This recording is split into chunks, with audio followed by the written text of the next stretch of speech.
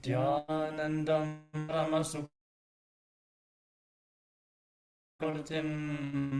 Dvandvaitam Gagana Sadusham Tattvamasyadilak Ekam Acharam Shivam Bhavatitam Trigunarahitam.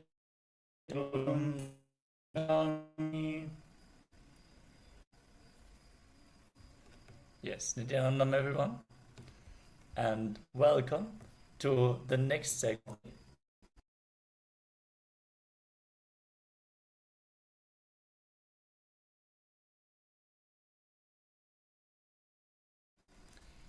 As we have been learning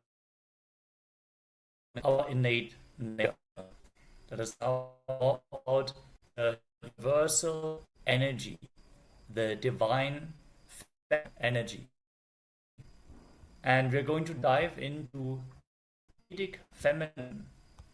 Just a brief overview we're going to cover in the upcoming sessions. So we want to call the participants for the long interruption. We had some technical difficulties, but it is now to enter into the very sacred topic of the sacred.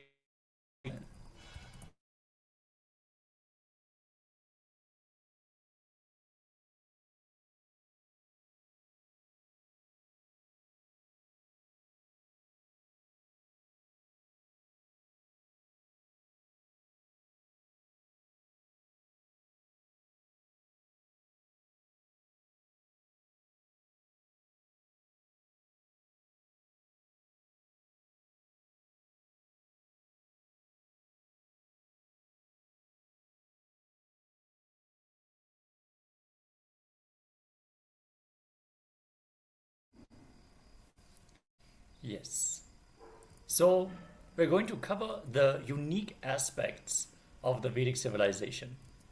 First is the prana pratishta, installing the prana, the life force energy, into a deity and bringing it to life, bringing the divine into the stone, into the metal, into the brass, and bringing it to life for the direct worship of it. Next up is the science of enlightenment and the descent of avatars in the enlightenment ecosystems. And the secret science of the Vedic civilization is lived to its fullest. The ecosystem empowers the beings for the divine to land through the human frame in the form of an avatar. And finally, the third uniqueness of the Vedic civilization is worship of the divine feminine in the form of. Let us now learn more about this tradition. Again, we are facing some technical difficulties. We are requesting a little bit of patience. We're going to continue this session in just a few moments.